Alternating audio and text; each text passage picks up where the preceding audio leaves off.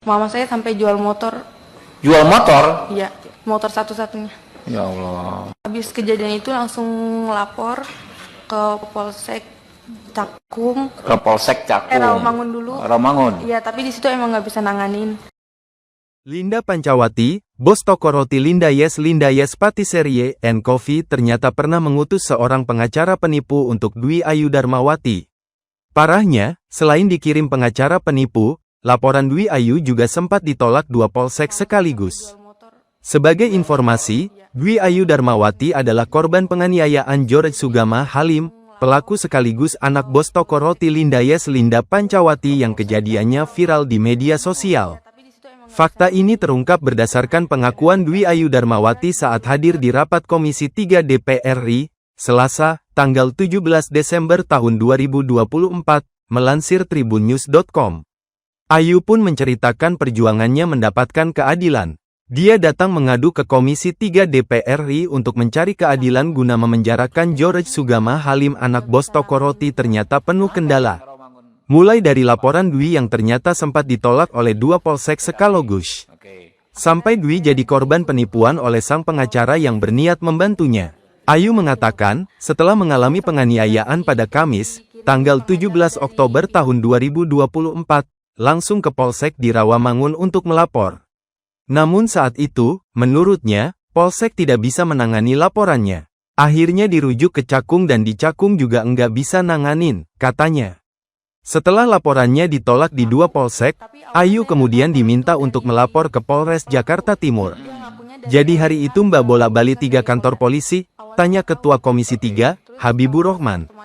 Setelah akhirnya ditolak 2 kali, laporan Ayu akhirnya diterima di Polres Jakarta Timur. Setelah itu, ia mengaku mendapat bantuan dari pengacara yang ternyata dikirim dari keluarga pelaku. Ayu bercerita awalnya tak mengetahui bahwa pengacara yang membantunya saat itu adalah pengacara yang berafiliasi dengan pelaku. Pengacara itu, kata Ayu, mengaku berasal dari Lembaga Bantuan Hukum, LBH, yang diutus oleh Polda. Namun, ia tak mengetahui LBH yang dimaksud itu. Saya sempat dikirimkan pengacara dari pihak pelaku, tapi awalnya saya enggak tahu kalau itu dari pihak pelaku, dia ngakunya dari LBH utusan dari Polda, dia ngakunya. Katanya, awalnya enggak tahu, terus pertemuan di Polres ngasih BAP terus di situ dia ngasih tahu kalau dia disuruh sama bos saya, paparnya. Setelah mengetahui ternyata pengacara itu dikirim dari pihak pelaku, Ayu pun memutuskan untuk mengganti pengacaranya. Namun, pengacara baru Ayu justru juga tak memberikan jalan terang proses perkara ini. Akhirnya mama saya ganti pengacara di situ pengacara yang keduanya.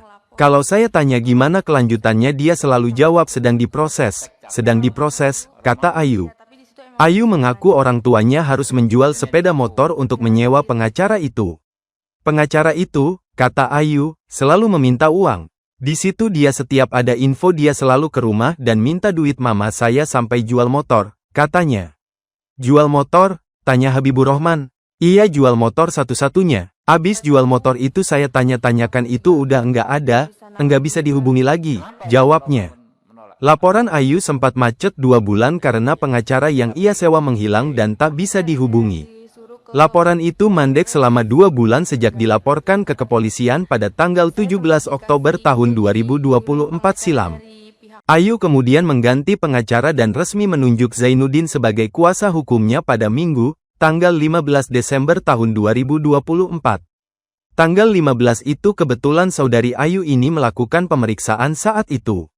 Dan dia mencoba menghubungi pengacaranya, lama, tetapi tidak ada respons. Jadi, sekalian saya mendampingi Ayu dan mendalami informasi melalui penyidik, katanya dalam RDP Komisi 3 DPR, Selasa, tanggal 17 Desember tahun 2024. Saat didampingi oleh Zainuddin inilah, pihak korban baru mengetahui bahwa kasus penganiayaan oleh George telah naik ke penyidikan. Sehingga, kata Zainuddin, berujung penangkapan dan penetapan tersangka terhadap George. Dan saat itu juga dari penyidik dapat informasi bahwa perkara ini naik sidik. Jadi, saya apresiasi dan berterima kasih tanggal 15 itu juga dan malamnya kan dilakukan penahanan oleh pelaku, Pak, katanya. Sebagai informasi, George saat ini sudah ditetapkan menjadi tersangka setelah ditangkap di sebuah hotel di Sukabumi, Jawa Barat. Kapolres Metro Jakarta Timur, Kombes Nicholas Ari Lilipali, mengatakan penahanan George dilakukan sejak Senin, tanggal 16 Desember tahun 2024. Sejumlah barang bukti yang diamankan yakni patung, loyang kue, mesin EDC, dan kursi yang dilemparkan ke kepala korban. Hasil visum yang dikeluarkan RS Polri Kramat Jati juga menjadi alat bukti yang menguatkan kasus penganiayaan.